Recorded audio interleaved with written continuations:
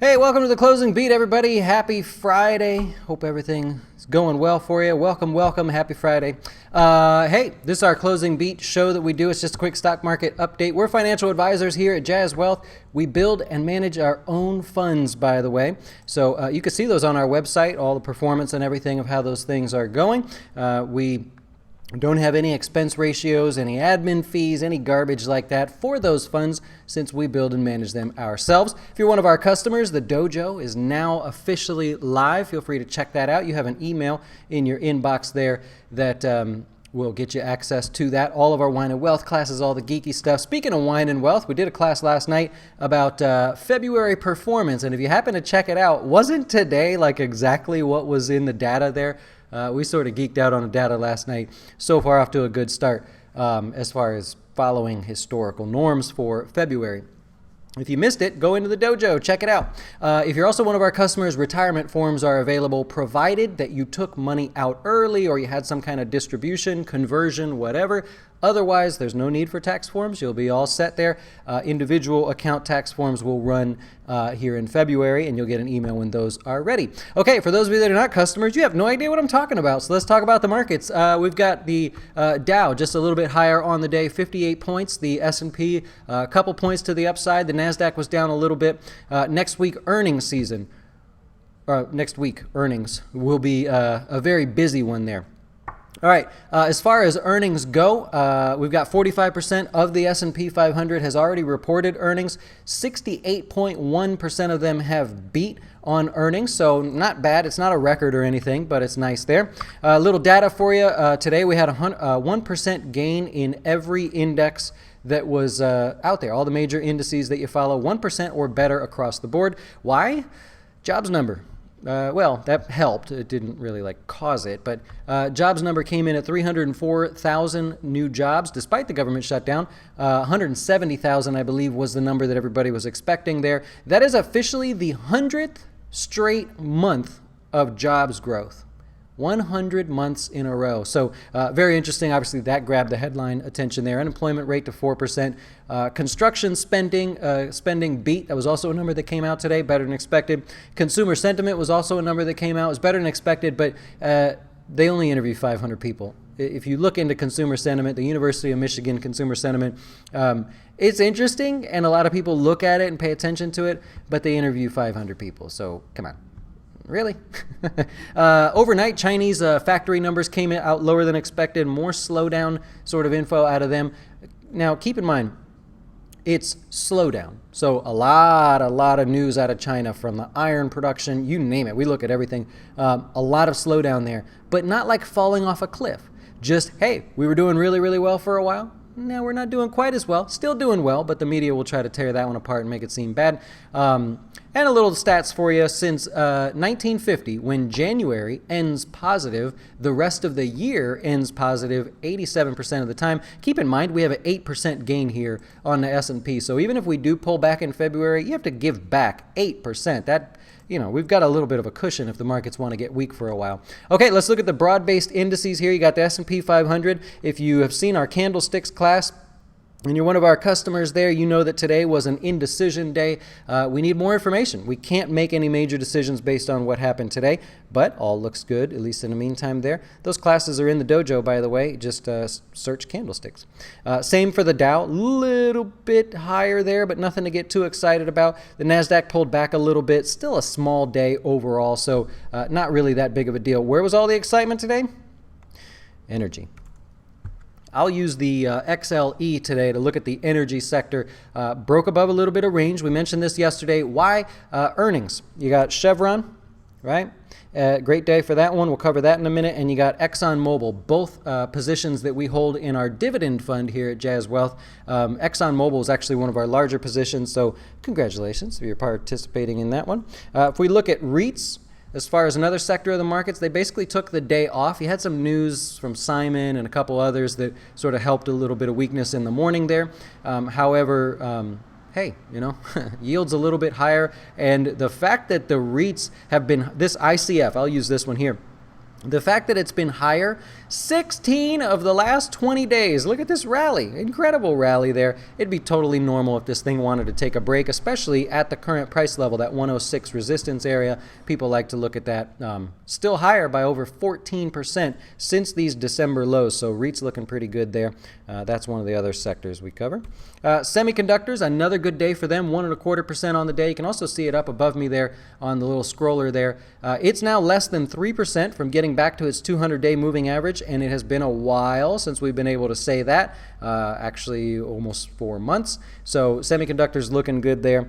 Cypress Semiconductors was one of the reasons for that. It's not a big player in the space, but certainly helpful. They had earnings. We'll cover that here in just a minute. Your gold, I know that's been popular lately. A little bit of a pullback there. Not a big deal, in my opinion. Gold has had an amazing run here, especially over the last 6 or 7 days. And so anything gold related, like gold miners, they pulled back a little bit. Your transportation, well, that's not fair. Let's just say gold miners and then the gold futures, a little bit of a pullback on the day there. Look, in the short term here, just a little bit overbought. So totally normal.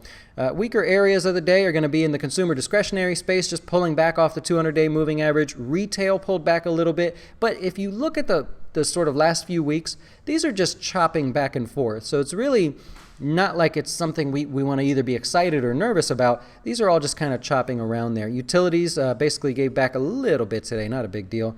And then the communication services down a touch as well. On the positive side, you got banks towards the upper end of the range. I pointed out earlier this week all of the sectors that were near the upper end of their range. Regional banks as well headed back, pretty much erased all of what happened yesterday. That's an impressive little reversal there. And transports near the upper end of its range as well. So there's your sector update. Let's go on to stocks.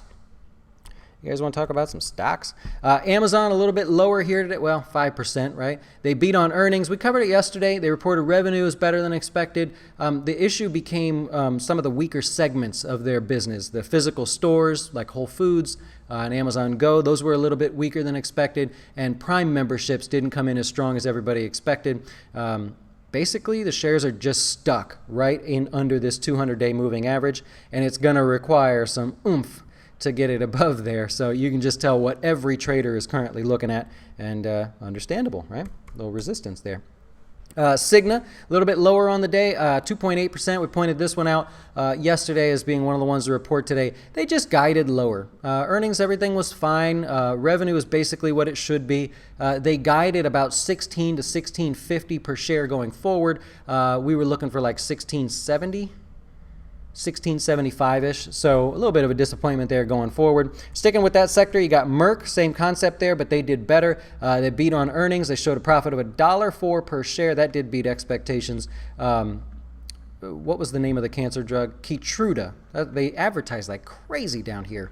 Keytruda, 66% increase. That was a focus. Seemed like everything that I looked at today showed the increase in Keytruda as being one of the exciting ones there. All right, let's look at Exxon Mobil. Like I said, it's one of our bigger holdings in our dividend portfolio at the moment.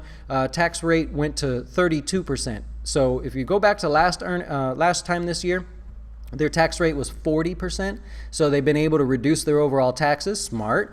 And the CEO mentioned that they had cut costs. They beat on earnings. They missed a tiny bit on revenues. Not a big deal. They were able to cut costs, lower their tax rate, and of course the price of oil helped them.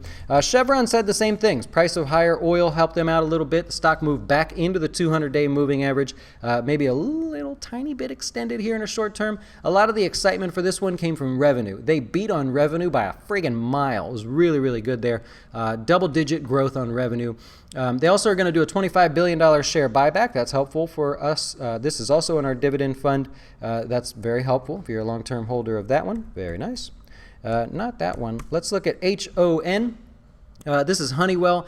This is a small position in our dividend fund, but they reported earnings. Earnings beat, revenue beat. They guided higher positively.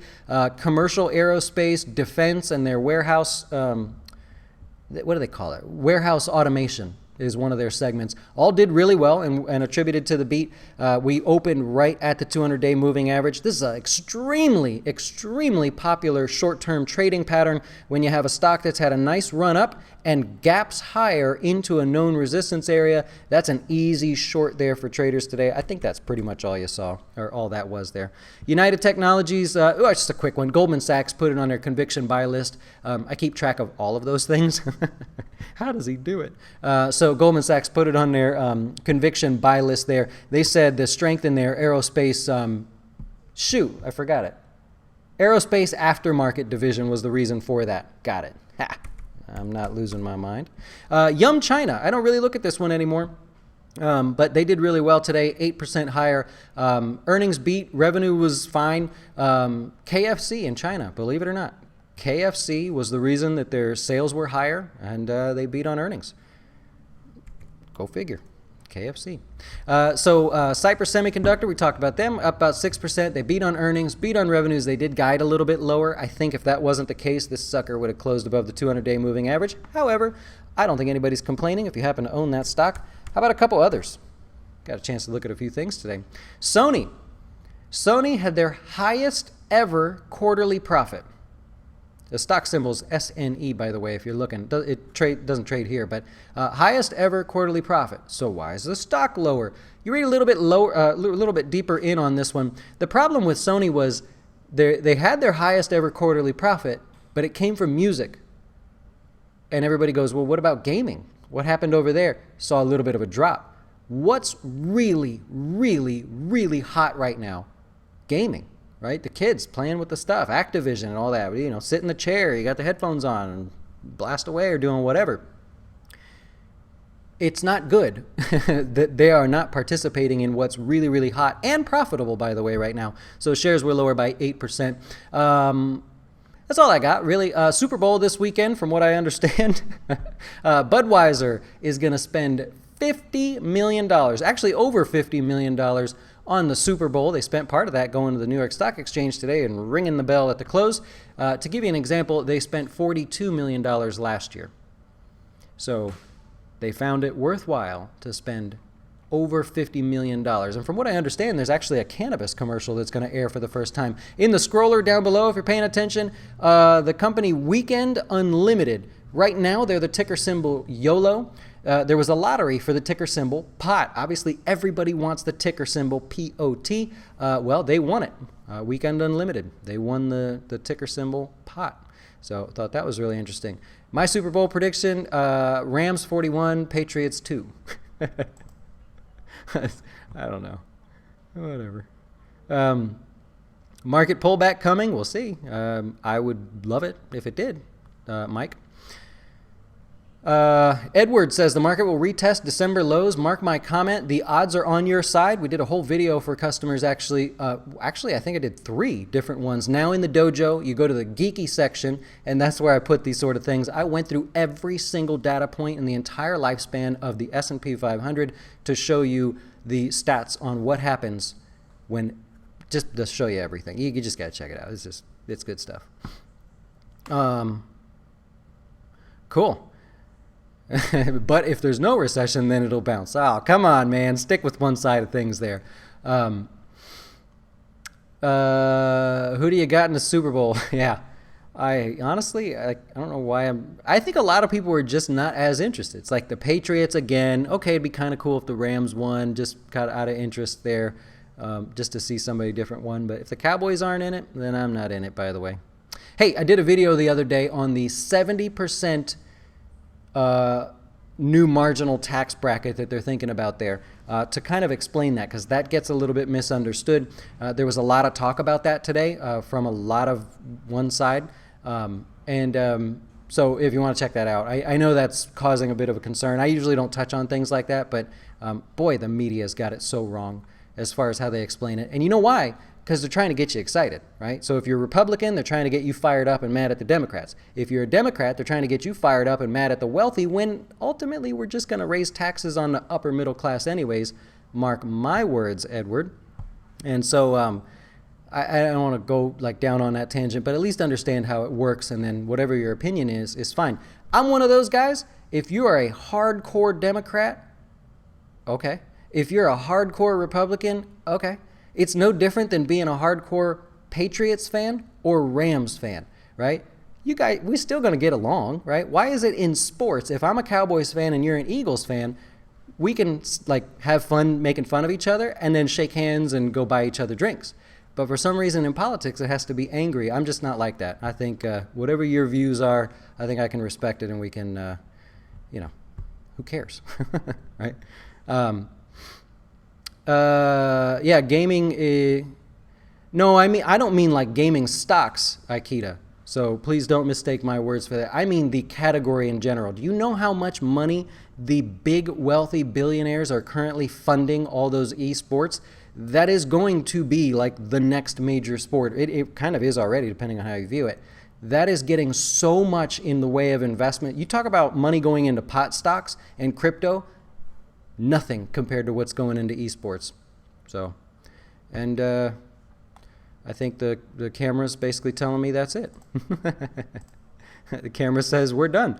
All right. Well, I'm going to wrap it up from there. And you guys have a great weekend. See ya. Hey, wait! Before you go watch one of our other great videos, have you had a chance to see our new Fin Tips videos? They focus on one topic at a time, covering investing, personal finance, and anything that can quickly help you with your dough. Best of all, we'll keep it real short, because we know time is money.